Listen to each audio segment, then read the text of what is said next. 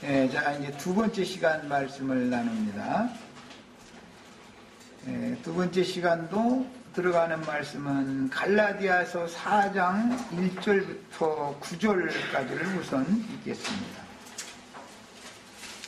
갈라디아서 4장 1절에서부터 9절을 읽습니다. 내가 또 말하노니 유업을 이을 자가라는 것은 창세기 16장에서는 상속자죠. 후사라고 그래요. 유업을 이을 자가 모든 것의 주인이나 어렸을 동안에는 종과 다름이 없어서 그 아버지가 정한 때까지 후견인과 총지기 아래에 있나니, 여기 후견인이라는 이 용어는 지난번 번역에서는 몽학선생이라 그랬어요. 후견인과 총지기. 후견이라는 말은 고대 사회에서는 명망이 있는 집안의 자제들을 위해서 위탁교육을 이제 시키는데, 오늘날로 말하자면 특별한 과외 수업을 시키는 것이다 라는 것과 같은 그런 개념으로 이해하시면 되겠어요. 그러니까 그 부모는 명망이 있고 재력이 있고 그러면은 가장 유능한 사람들을 물색을 해가지고 스승, 선생님을 물색해가지고 제자를 전담해서 맡아서 이렇게 전문 교육을 시키도록 위임 받은 사람 보고 후견인이다 그래요. 가인의 길에 행하는 자들, 음녀 이세벨의 교훈을 지키고 행하는 자들, 하나님의 종들이 그렇게 변질되어지고 타락하면 종의 자녀들을 전적으로 맡아서 위탁 교육을 하는 거예요. 뿐만 아니고 하나님의 자녀가 종의 자녀들과 한 집에서 사는 동안은, 즉 이삭이 이스마엘과 한 집에서 사는 동안은 후견인에게 맡겨서 자식 교육을 시키는 거예요. 젖을 떼기 전에는. 그러니까 후견인이 하는 일은 어린아이 신앙인들을 지도해주는 사명을 맡은 자들이다 라는 의미가 있는 거예요. 청직이라는 건 그 집안에 많은 종들이 있는데 대표적인 종들을 거느리는 어른이다 라는 말이에요. 청지기 아래에 있나니 이와 같이 우리도 어렸을 때 이 세상의 초등학문이 있고, 나나주에 보면 스토아 철학, 스토이헤이아라는 이 헬라어 용어는, 스토아 철학이라는 말 다 들어보셨죠? 고대의 우주관과 운명론, 운명신, 운수신이라는 말 성경 읽어보셨어요? 갓과 문이에게 술을 따라 바친다 하셨는데, 그게 운명신, 운수신이라는 말이에요. 갓, 운명신, 문이, 운수신. 이것은 기본 사상이 가인의 후예들, 그 신앙이 유전되는 것은 가나안 족속들의 신앙으로 이제 유전이 돼서 대표적으로 나타나는 것은 바알과 아세라 신을 섬기는 신앙 사상이에요. 그 사상의 근저에는 스토아 철학 사상이 바탕이 되어 있다 이 말이에요. 야, 그러니까 후견인들과 청지기들은 스토아 철학 사상에 근거한 신앙관을 가지고 있는 사람들이에요. 그 사람들은 인간 세상에 사는 동안에 운명적으로 하나님께서 사람을 이렇게 되도록 저렇게 되도록 정해 놓으셨다라는 기본 사상이 스토아 철학이죠. 스토아 철학의 기본 사상은 뭐냐면 신께서 조물주 신께서 어떤 사람은 어느 시대에 어떻게 살다가 어떻게 죽도록 하나님이 이미 정해놓으셨다라는 것을 가르치는 것이 스토아 철학이잖아요. 이 사상이 로마교의 교부 시대를 거쳐서 칼뱅 신학으로 유전되어 나오죠. 예정론. 운명론이죠. 운명론. 예정론이라는 게 이런 그 기본 어떤 흐름이 있어요. 이 신앙에는 이 세상의 초등학문 아래에 있어서 이것은 고대의 우주관과 운명론을 초등학문이다. 이것은 번역을 이렇게 한 거예요. 그것이 기초되어진 것이 신해산 율법이죠. 모세의 장인 이름이 누구죠? 이드로예요. 이드로가 섬기는 광야의 신은 운명신이고 운수신이다 이거예요. 그 바탕에 광야의 자녀들이 그 신앙을 유전받게 되는 것이다 이거예요. 광야의 자녀들은 광야의 제사장인 이드로가 섬기는 광야의 신, 그건 사실은 아사셀 신이다. 그래서 광야의 신이에요. 하늘에 계신 신이 아니고 그 광야의 신을 계속 가르침을 받으면 신령을 추구하는 사람들은 염세주의에 떨어지게 되죠. 염세주의. 인생은 광야에 고난을 받는 것은 너무 당연한 것이다. 그러다 보니까 매사를 다 소극적으로만 자꾸 이제 보게 만들죠. 염세주의에 빠지게 만드는 거예요. 스토아 철학의 중심 사상이에요, 이것이. 그런데 성경에 그런 말이 없느냐면 있어요. 광야에 있는 동안은 고난을 받는 거예요. 그런데 광야의 자식은 저주의 자식이고 운명적으로 저주받도록 정해져 있는데 그 사람은 첫 아담에게 속한 옛사람, 겉사람에게 해당하는 말이지 저주가 변하여 복이 되게 해주시는 그 하나님은 하늘에 계신 하나님이죠. 사람을 세상에 보내서 육신을 입혀서 세상에 보냈을 때 육신의 일만을 생각하고 세상사의 일만을 생각하다면 소망이 없는 염세주의 신앙이 맞은 거예요. 스토아 철학이 맞은 거예요. 운명적으로 고난받다가 죽도록 정해져 있는 거예요. 이것은 육체에 상관된 말씀인 것이지 위로부터 거듭난 영이 축복받는 말씀이 아니기 때문에 그 한 면을 집착적으로 가르치는 것은 스토아 철학이 바탕에 돼 있다 이 말이에요. 그래서 유대 종교로 계승되어지고 기독교계의 신앙으로 계승되어져 내려오는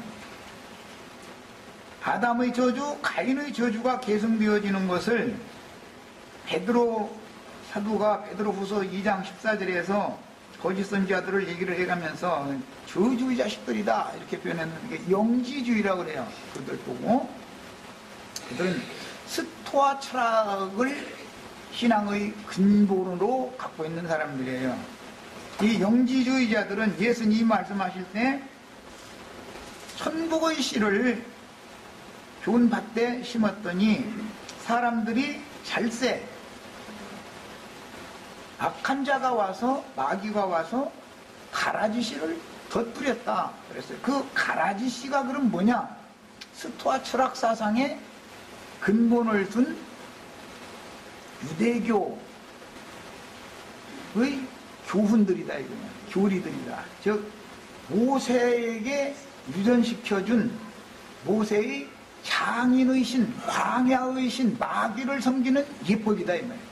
그래서 광야 40년 동안에 이스라엘 백성들이 하나님을 섬긴다고 열심히 섬겼는데 사실은 스데반 형제께서 사도행전 7장에서 설명을 해줄 때, 확정적인 말을 할 때, 너희가 광야에서 40년 동안 나에게 한 번이라도 제사한 적이 있었느냐? 그게 없었고 너희는 다 마귀를 섬겼다. 1월 성신, 해달별 신을 섬겼는데 그게 다 광야의 신 아사셀인 마귀를 섬겼었다 그랬어요. 이런 신앙의 두 노선을 잘 알아야 돼요. 가인의 길에 행하는 자들의 신앙은 어떤 신앙이 근저에 바탕에 무엇가 있는가? 그거는 아담과 가인에게로 유전되어져 오는 땅의 저주가, 저주받은 땅에 사는 사람들에 대해서 그걸 자꾸 추구를 하는 거예요. 그러다 보니까 너는 흙이니 흙으로 돌아가라. 이 흙이다. 너는 흙사람이다. 흙사람이라는 것을 강조를 자꾸 하는 거예요. 야, 흙사람이 그럼 저주를 벗어나려면 어떻게 하면 되냐? 이제 돌을 닦고 공력을 쌓아야 된다. 이제 스토아 철학이 이제 결론은 그거예요. 돌을 닦고 공력을 쌓아야 된다. 그런데 저주와 변화에 복이 되게 하는 복음 내용은 옛사람은, 겉사람은 예수와 함께 죽고 장사되어져야 되는 것이지, 이것은 믿음으로 하는 거 이제 장사되어져야 되는 것이지, 옛사람이 돌을 닦거나 하나님을 위해서 좋은 뭔가를 들여가지고 공력을 쌓거나 해서 절대로 구원에 들어갈 수 없다라는 것이 신앙의 바탕에 딱 이게 깔려있단 말이에요. 그러니까 결국 스토아 철학과 예수 그리스도의 복음은 반대편에 당연히 서게 되겠죠. 이 신앙생활할 때는 이 근본을 아셔야 돼, 근본을. 자, 로마교 교부들이나 개신교계의 유명한 목회자분들이 얘기를 하는 소리를 들어보면은 모두가 다 인간적인 얘기하죠. 16세기경에 돌아서 이제 르네상스 문명이라는 말 다 들어보셨죠? 그건 뭐죠? 인본주의다. 휴메니티라고 그러는데, 이거 완전히 인간이 뭔가를 개선하고 노력하고 수고하고 하나님을 위해서 뭔가를 바치고 이렇게 하면 하나님이 사람을 구원을 하고 사람을 받아주신다. 이런 사상이다. 이게 다 다른 교훈이다. 그래, 다른 교훈. 이것이 로마교에서 개신교로 계속 흘러오는 거예요. 이 사상과 복음은 부딪힐 수밖에 없는 거예요, 이제. 기본 원리를 아셔야 되는 거예요. 자, 3절 더 읽어 나갑니다.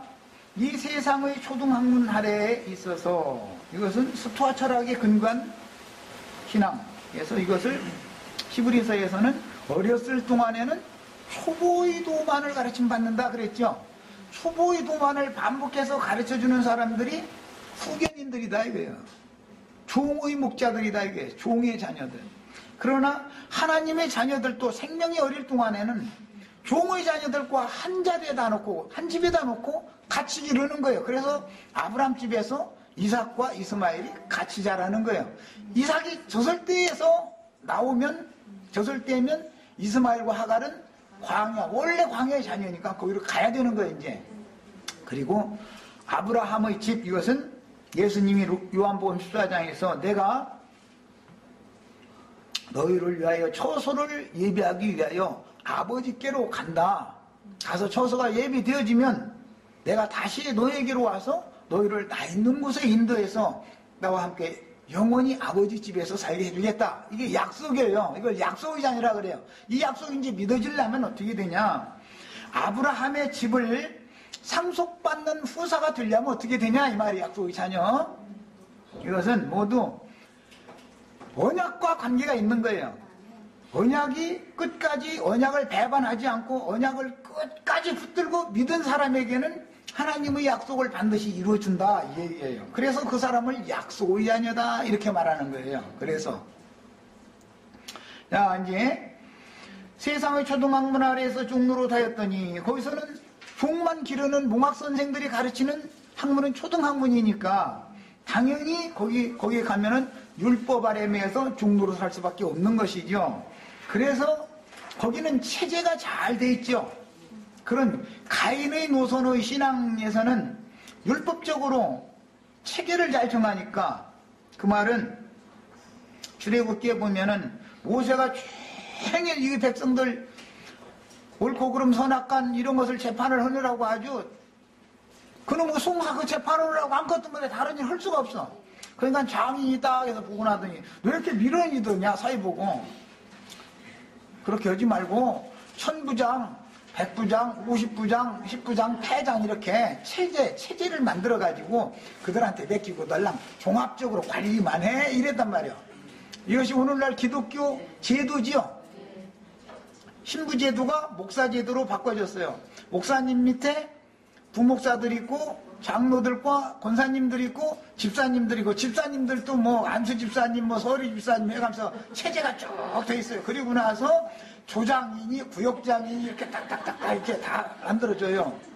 이것이 광야의 신 아사세를 섬기는 이드로가 섬기던 신앙의 제도다 이거예요. 이걸 그대로 유전받는 거예요. 예. 예수님은 오셔가지고 내가 설교할 테니까 베드로야 네가 오늘 대표 기도하고, 설교 끝난 다음에는 요한아 네가 헌금 기도하고, 이렇게 체제 무슨 기독교식으로를 안 했다 이거예요. 그렇게는 않는 거예요 그냥. 그러니까는 유대인들이 생각할 때는 어떤 인간적인 제도와 체제가 딱 잡혀가지고 날짜와 절기를 지켜야 되고 11조와 예물을 바쳐야 되고 짐승 잡아서 제사를 지내야 되고 이런 어떤 율례를 행하는 것이, 그것을 하고 나오면은 하나님 앞에 제사를 한 것으로 마음이 안심이 돼요. 어디 안식일날의 구약은 안식일이고 이제 지금 일요일이니까 일요일날 어디 볼일을 보러 간다든지 그 이제 산에 뭐 야호하러 가기로 이제 그 동호회 사람 만나고 약속했는데, 그냥 가면 마음이 찜찜하니까 일부 예배라는 걸, 새벽 예배를 다 가는 거예요. 가서 일찌감치 그걸 마치고서 가면 산에 가도 떨어져 죽을 일은 없는 거예요. 하나님께 맡겼으니까 이제. 이런 신앙을 갖고 있다. 왜? 운명신에게 맡기는 거예요. 운수신에게. 오늘 하루 운수는 자기가 믿는 그 신에게 다 달려있는 거예요. 이렇게 하는 거예요. 이런 근저가 신앙의 바탕이 그 스토아 철학이 거기에 깔려있기 때문에 그 사람들은 예수를 이름을 똑같이 불러도 사실은 예수 이름으로 마귀 하나님께 제사를 하는 것이고, 하나님의 약속의 자녀들은 영이 근본적으로 종의 영이 아니고 아들의 영을 받았기 때문에 내가 아들이니까 나를 하나님이 설사 나의 옛사람에 대해서 저주가 임했을지라도, 복음이라는 건 뭐예요? 저주를 변하여 복이 되게 해준다라는 얘기인데, 아담을 통해서 들어온 저주가 아브라함을 통해서 복으로 바꿔지는 얘기다라는 것이, 이걸 복음이라고 그래요. 이것을 믿기 때문에 운명이나 운수를 믿는 게 아니에요. 나의 생명의 근원자이신 그분은 능히 저주하실 수도 있고 저주를 변하여 복을 주실 수도 있다. 이것이 바탕에 이것이 철저하게 믿어진다는 사람이다 이 말이에요. 이 차이가 굉장히, 지금 소소한 말 하는 것 같지만 신앙에서 두 노선이 왜 갈라지는지를 지금 설명하느라 얘기를 한 거예요. 이렇게 중요한 거예요. 이사야 57장 3절을 읽고, 이 갈라디아 4장 안 끝났으니까 다시 올 거예요. 이사야 57장 3절을 읽고 오겠습니다.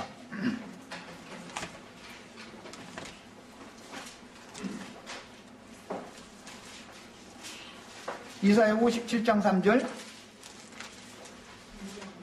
무당의 자식 간음자와 음녀의 자식들아, 너희는 가까이 오라. 너희가 누구를 희롱하느냐? 누구를 향하여 입을 크게 벌리며 혀를 내미느냐? 너희는 해역의 자식 거짓의 후손이 아니냐? 거짓의 후손이라는 건 거짓의 아비 마귀 자식들이 아니냐? 지금 이 말은 거예요. 그 다음에 이사야서에서 한 절을 더 보겠습니다. 이사야 14장 20, 아니다.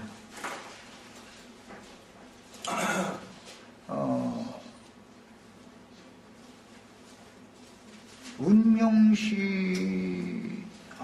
이것을 지금, 가색에 상을 베풀고 문희에게 잔을 따라 바치는 제사하는 얘기가 이사야 65장에 나오죠. 이사야 65장에 보겠습니다. 65장 10절, 11절 읽습니다. 오직 나 여호와를 버리며 나의 성산을 잊고 가색에 상을 베풀며 문희에게 섞은 술을 가득히 붓는 너희여, 내가 너희를 칼에 붙이리라 그랬어요. 여기 갓이라는 말은 나나주에 보면 뭐라고 되어 있죠? 운수신이라고 되어 있죠. 문희는 운명신이에요. 자, 이 이스라엘 백성들이 가나안 족속의 신섬기는 사상에 점유되어져 가지고 이렇게 여호와를 버리고 운수신 운명신에게 점령당한 것이 사실은 신약의 용어로는 스토아 철학의 근거가 되어진 가나안 족속들의 우상 숭배에 같이 말려들었다, 그 말인 거예요. 이게 얼마나 비밀스러운 줄 아셔야 돼요.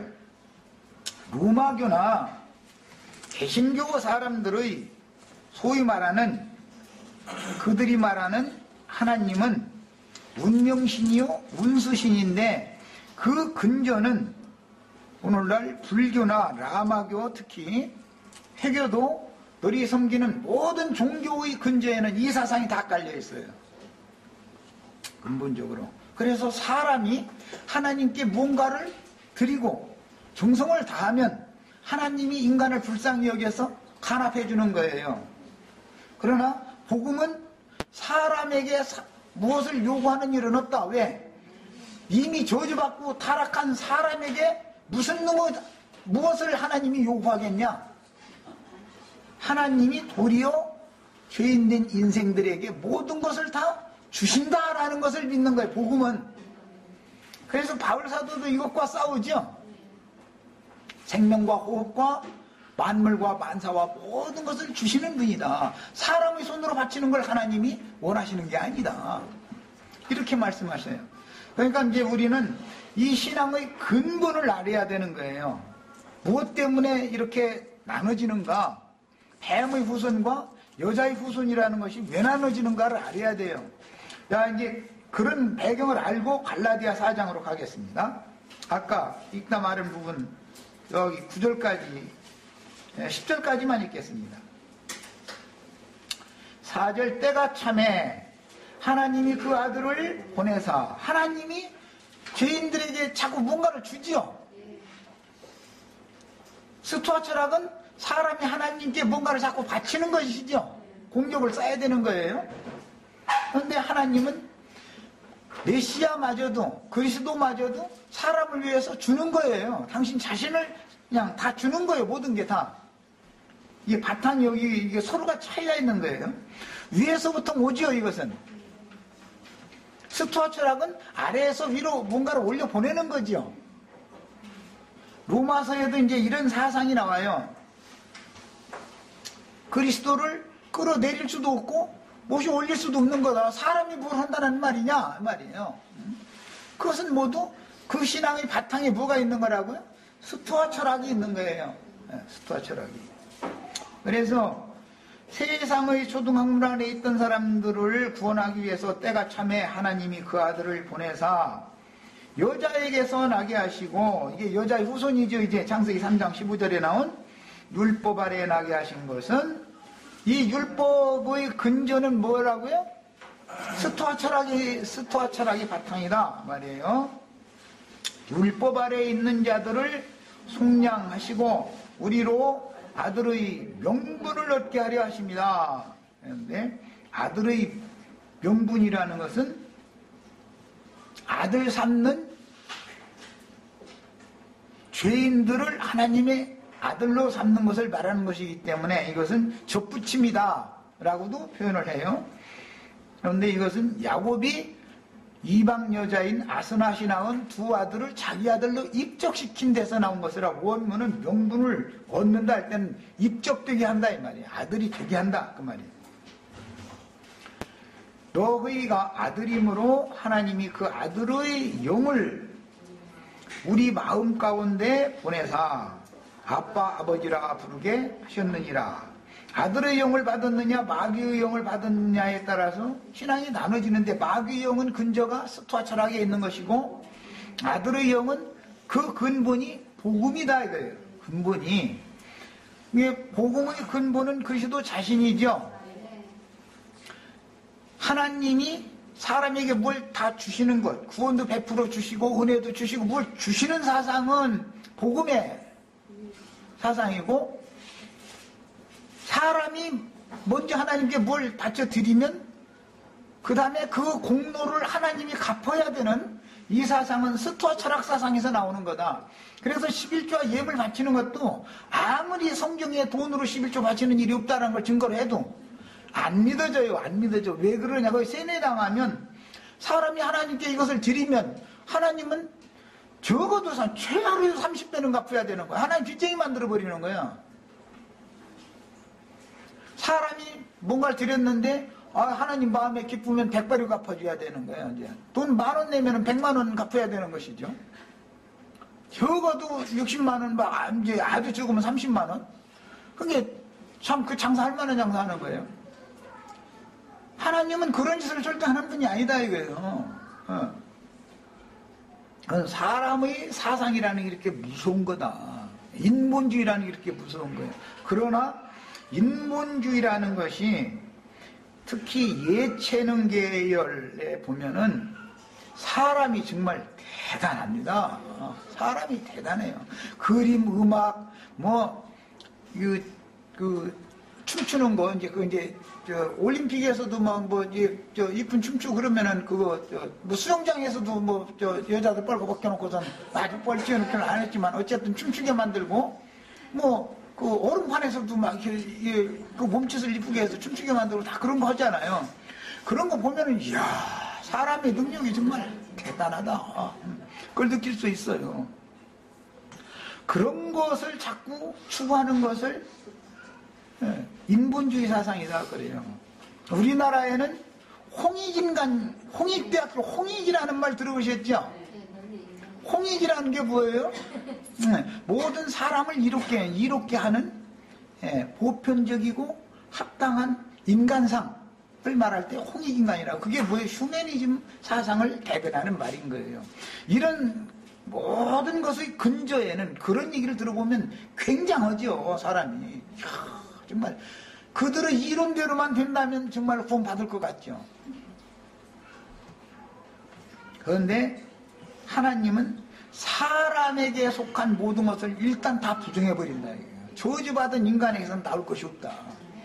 인간의 선이나 의가 이제 대표인데 하나님의 선과 하나님의 의를 오히려 힘써 대적하는 짓을 하는 것이지, 그것이 하나님의 의와 하나님의 선을 이루는 게 아니다라는 것을 부정을 하니까 기독교계에서는 이게 안 먹혀 들어간다. 세상 말로는 안 통하는 거죠.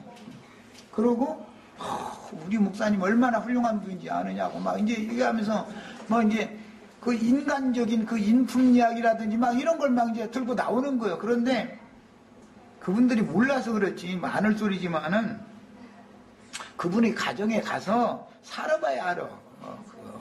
강대상에서 우리 형제 자매들도 다 여기서 강론할 때 나만 보면은 속는 거예요. 우리 집에 와서 사는 행동을 다 보셔야 돼. 그래야 진실이야. 그게 진실이야. 그 자기 목사님은 화장실도 필요 없는 사람 같으죠. 방구도 안 나올 것 같고. 그런데 그게 다 속는 거예요. 그 다음에 아들이 명분 얻게 하려 하시며 그 아들의 영을 우리 마음 가운데 보내서 아버지라 부르게 했다. 그러므로 네가 이후로는 종이 아니요 아들이니 아들이면 하나님으로 말미암아 유업을 받을 자니라. 상속자가 된다 이 말이에요. 즉 상속자는 영으로 난 자야 되는 것이죠. 아들의 영을 받아가지고 아들의 명분이 주어졌어야만 후사가 될 수 있는 것이죠.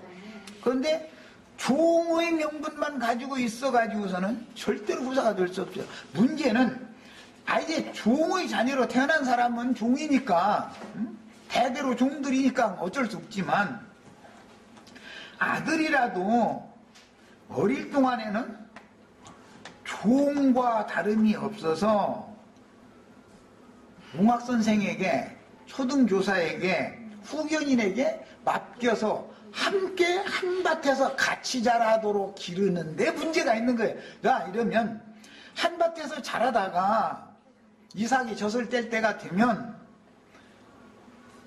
분별이 와야 되잖아요. 영이 위로부터 온 영을 받은 사람은 어느 시기가 딱 되면은 눈이 탁 열린단 말이에요. 이게 내가 지금 가르침 받는 것이 이게 진리 말씀도 있지만 여기는 진리가 아닌 사람의 교훈이 많이 섞여 있네. 이게 어느 날 와야 된다 이거예요. 젖을 그래야 젖이 떼어지는 거예요. 이제 젖을 떼는 동안은 아브람과 사레와 하갈이 한 집에서 사는 거예요. 이스마엘과 이삭이. 그런데 지난 시간에 내가 말씀드렸지만 사레의 꾀로 그렇게 된 거지만 저 사랑채에서 아브람이 투덜투덜 했었더니 뭐라고 이제 화나니까 사례가 한마디 했더니 에이 하고 문 탁 닫고서 사랑채로 가버리더니 거기가 조금 있으니까 웃음소리가 나오고 뭐 이스마엘아 막 이거 어울르고 막 이제 이렇게 이제 안방에서 듣다 보니 사람 죽어 이제 아주 이렇게 갈등이 심한 기간을 지내게 된다 이거예요. 한 집에서 두 여자가 낳은 두 자녀가 한 집에서 산다는 것은 살 수 없는 일이죠. 야, 개인적으로는 내 몸이 하나님의 성령의 전 집이죠. 내 몸속에 성령의 소욕과 육체의 소욕이 하나님의 아들과 악한 자의 아들이 가라지의 아들과 진리의 아들이 내 속에서 덧뿌려져 가지고 같이 자라고 있을 때에는 갈등이 오게 마련인데 갈등을 하지 않는다라는 것은 가라지다라는 증거다 이 말이에요. 아직 거듭나지 않았다 이 말이에요. 그 사람은 거듭나서 자랐으면은 갈등이 오게 돼 있어요. 그래서 기독교 생활을 하라고 사정해도 이제는 못 오는 거예요. 이제는 한 집에서 살 수가 없어. 그 막 속이 막 틀어지는 거예요. 사례가 살아가 되면은 남편이 사랑채 가가지고서 웃고 어쩌고면은 아주 그냥 막 눈에서 이제 막 불똥이 막 튀어나가는 거예요. 이제 그럼 못 사는 거죠. 이렇게 되는 것이 너무 정상적인 거예요. 그런데 이런 말씀을 가르치면은 이해가 안 되는 거예요. 이게 사람들이라는 건 왜 사람이 인간의 교훈과 인간의 윤례와 흘러내려오던 전통과 이런 것에 계속 세뇌를 당하다 보면 가짜도 그것이 진짜로 철석같이 믿어지는 거예요. 그 이제 진리를 증거하면 그 사람이 오히려 잘못된 사람이 되는 거예요. 예수님이 그래서 이단자가 되는 거예요. 사도들이 그래서 이단자가 된 거예요. 이 이치를 이 시간에는 꼭 깨달으셔야 되겠어요. 자, 이제 아까 에베소서 2장 5절로 6절에서는 예수 함께 죽고 함께 장사되고 함께 부활되고 함께 승천한 자들은 다 하늘에 앉혀졌다. 그 하늘에 앉혀진 자들의 어머니는 사라지요. 사라예요. 광야의 자녀들의 어머니는 하갈이에요. 자, 어머니란 건 교회를 말해요. 여자라는 건 교회를 말하는 거예요. 성경에서는. 그런데 두 여자가 반드시 있는 것이다. 율법교회가 있고 즉 하갈교회가 있고 시내산 자녀들의 어머니인 하갈교회가 있고 하늘의 시온산 자녀들의 어머니인 사라교회가 있는 것이다. 성경은 대비다. 이것이 초언약과 새언약, 옛언약과 새언약이라고 하는 두 언약에 대한 비유다. 이렇게 갈라디아서 이미 설명을 해놨어요. 자, 이제 그럼 하늘에 거하는 자들을 추적해 들어가는 거예요. 히브리서 12장 22절로 24절을 읽겠습니다.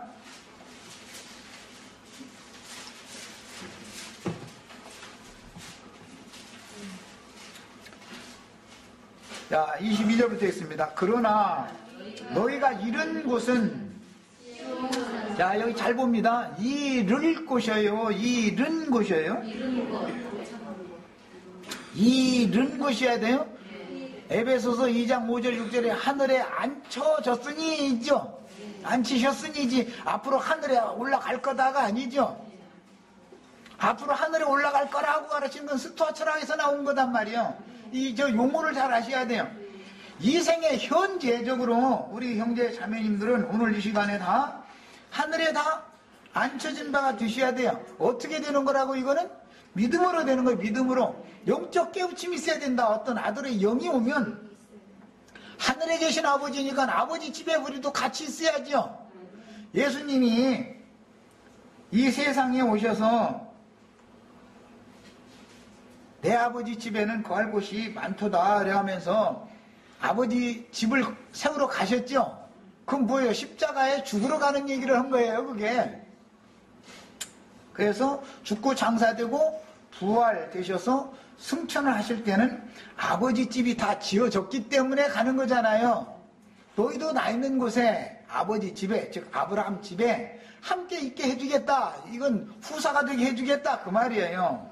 자, 그런데 이미 이런 기본적인 신앙의 터가 깨달아져서 성령으로 말미암아 심령이 거듭난 사람은 그 영은 하늘에 이미 앉혀져 있는 것이죠. 이렇게 하늘에 오늘 다 이르러 있어야 되는 거예요. 앞으로 갈 거다라고 가르치는 건 기독교는 계속 앞으로 갈 거다라고 그러잖아요. 앞으로 갈 거다, 갈 거다. 내일 보자는 사람 세상에서도 무섭지 않다고 그래. 지금 하늘에 앉혀졌어야지. 지금 새 하늘과 새 땅이 나의 소유가 되어져 있어야지. 지금 현재는 여전히 저주받은 땅에 속한 사람이고 바다에 거하는 바다 생물에서도 벗어나지 못한 상태에 있는 사람이 어느 예배당 열심히 다녔으니까 어느 날은 천당이라는 데로 하늘로 쏙 간다. 이것은 스토아 철학에서 오는 사상이다. 고대의 우주관이다. 이건 해, 달, 별 있는 그 공중으로 이렇게 올라가는 거 자꾸 그걸 추구하는 거다 이거예요. 1월 성신 사상이에요. 숭배 사상이에요. 그 우상 숭배라 그래요. 자, 너희가 이른 곳은 시온산과 갈라디아서에서는 하늘의 시온산이다 그랬는데 여기서는 그냥 시온산과 라고 그랬고 살아계신 하나님의 도성인 하늘의 예루살렘과 이 하늘의 예루살렘은 갈라디아 아까 4장에서 읽을 때 지금 있는 예루살렘과 대비되는 말이죠. 우리 형제 자매님들은 하늘의 예루살렘에 현재 이르러 있어야 되는 거예요. 지금 현재 있어야 되는 거예요. 그러면은 이 육신의 장막을 벗는 몸의 구속을 받을 때 현재 그 영혼이 그곳에 있었기 때문에 아버지 집에 있었기 때문에 주와 함께 영광의 성에 나타나는 거예요. 영광 중에 나타나는 거예요. 지금 현재 있으셔야 되는 거예요. 아, 이거 다음에 갈 거다라고 믿어서 오늘 이 생각을 싹 바꿔야 돼요. 지금 현재 그곳에 믿음으로 이르러 있지 못한 사람은 그 믿음이 이루어지지 않기 때문에 앞으로 갈 거다라는 말은 안 되는 거 절대로 안 되는 거예요. 살아계신 하나님의 도성인 하늘의 예루살렘과 천만 천사와 하늘에 기록된 장자들의 모임과 교회와 그랬는데 이 모임이라는 거 영문으로 우리 이제 여기 영어에 등통한 이제 지체들이 이제 와서 아주 내가 요즘에 아주 힘을 얻는 이 어셈블리라고 그러죠. 이것은 회합, 모임이란 말이야. 우리가 지금 교회로 모였다 이렇게 말할 때 우리가 지금 장자교회로 모인 거지요. 어떤 사람들은 모이는데 광야교회로 모이는 거예요. 음녀교회로 모이는 거예요. 남편도 없는데 자식들은 수는 더 많다는 거예요. 거기는. 그런데 그 남편이 아주 남편이 없으면 어떻게 자식을 낳겠어요? 광야이신 마귀와 날마다 간음을 행하다 보니까 마귀 자식들 많이 낳았다 그 말이지. 그래서 숫자 많은 거 자랑하는 예배당에 가시면 큰일 나는 걸 아셔야 돼. 또 이런 얘기하면 아이고 전도를 우리가 많이 해야지 않느냐고. 전도를 하셔야죠. 전도를 하시는데 전도를 많이 해도 그렇게 종교 조직체가 거대하게 되고 이렇게 되지는 않습니다. 아무리 전도를. 예수님이 전도해도 12제자와 120명 겨우 얻었어요. 하나님이 직접 오셔서 전도를 했는데도. 그러니까 많은 수를 얻으리라고는 이렇게 큰 꿈을 꾸시면 안 돼요. 네, 장자들의 모임과 교회와 그랬는데 이것은 장자들의 교회 모임 이렇게 번역을 해야 저 킹제임스 성경 번역처럼 그렇게 번역을 해야 더 정확한 거예요. 이해가 더 쉽고. 이거 개혁 번역은 장자들의 모임과 교회와 이렇게 따로따로 분리했는데 이것을 잘 번역한 번역은 장자교회의 모임과 이렇게 돼 있어요. 우리는 장자교회로 모이는 거예요. 후사는 장자가 되어져야 후사가 되는 거죠. 그런 개념에서 온 말이에요. 만민의 심판자이신 하나님, 여기는 이제 죽은 자의 심판자도 되고 산자 심판자도 된다. 심판에 관한 건 다음에 말씀 나누겠습니다. 및 온전케 된 의인의 영들과 우리를 앞선 모든 선진들은 지금 온전케 된 의인의 영들이 되어져 계시죠. 요 장막을 벗었으니까 그 주 안에서 자는 자들이라 그랬어요. 새 언약의 중보자이신 예수와 새 언약의 중보자는 예수님이고 그건 하나님의 아들이에요. 옛 언약의 첫 언약의 중보자는 모세였죠. 모세도 그 백성들을 위해서 하나님 앞에 늘 기도하잖아요. 옛 언약의 중보자는 모세였었어요. 모세는 아벨의 피를 근거로 해서 제사를 하는, 즉 말하자면 아벨이 양의 첫 새끼와 그 기름으로 제사를 드렸던 것과 같은 짐승 제사를 함으로 중보를 하는 사명을 모세가 행했어요. 근데 모세는 하나님의 집을 맡은 사환으로, 즉 청지기로 종들로, 많은 종들 중에 모세는 대표자다 이 말이에요. 그 청지기예요. 사환으로 봉사를 했고 예수님은 하나님의 집의 주인으로, 건축자로 봉사를 하는 거예요. 우리 형제 자매님들은 아버지 집을 주님과 함께 동역해서 건축을 해야 돼요. 그 하나님의 집을 예수님이 세웠지만, 즉 솔로몬이, 하나님의 아들 다윗의 아들 솔로몬이 예루살렘 성전을 세웠지만 성전이 바벨론의 군대들에 의해서 다 회파되어지고 무너지죠. 그게 다윗의 장막이 무너지는 거예요. 예수님이 교회를, 하나님의 아들 예수님이 교회를 세웠지만 사탄의 사자들을 통해서 큰 성 바벨론으로 다 믿는 성도들이 사로잡혀 가버림으로 인해서 하나님의 전 다윗의 집이, 다윗의 장막이 무너져 버리는 거예요. 자, 그러면 다시 건축해야 될 사람들이 필요하죠. 그래서 바벨론에서 더 좋은 참번양 예루살렘과 본토로 돌아온 적은 수의 무리를 통해서 예루살렘 성을 다시 건축하고 성전을 다시 건축하는 얘기가 구약 성경의 결론이에요. 자, 이 일을 오늘날 우리가 또 해야 된다. 하나님의 집이 다 회파당하고 무너져 버렸다 이거예요. 사탄의 사자들은 다 무저갱에서 올라온 아블론이라고 번역하는데 이것은 파괴자다. 파괴자, 회파시키는 자, 무너뜨리는 자. 그러면 무저갱에서 올라온 자들이라는 건 두 짐승들인데, 계시록에는 짐승들이 하는 일은 뭐냐? 그럼 나쁜 일을 하러 오는 게 아니에요? 그들이 볼 때. 그리고 뭐 무슨 가시 달린 뭐 얼굴을 하고 있다든지 뭐 이게 흉악한 어떤 흉측한 모습으로 나타나는 게 절대 아닌 거예요. 빛의 아들, 광명의 천사를 가장해서 사람들에게 나타나서 하는 일은 주와 함께 모임을 세우려는 게 아니고 자기 몸을 세워잡고 자기 몸만 기른다 이렇게 번역이 됐는데, 우리는 그리스도의 몸을 세우는 사람들이지 어떤 목사님이나 신부님의 몸을 세우는 자들이 아니죠. 이런 이치를 아셔야 돼요.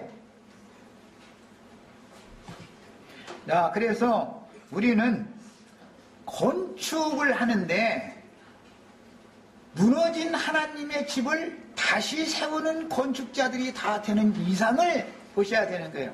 그러려면 큰 성 바벨론이라고 하는 큰 음력교회에서 내 백성은 나와라 하면 바벨론에서 나와서 어디로 갈 데가 있어야죠.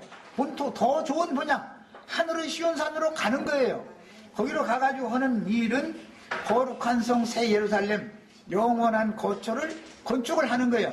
우리가 다 이 지혜로운 건축자가 되어져서 그 건축이 완성되어지면 시온산에선 14만 4천의 수가 채워지게 되는 것이고, 그때 드디어 주님의 1차적인 경륜이 이루어지는 것인 거예요. 이것을 일러서 교회시대의 끝 천년왕국의 계시라고 이렇게 말을 하는 거예요. 자, 여기까지 하고 시간이 됐으면 마치겠습니다.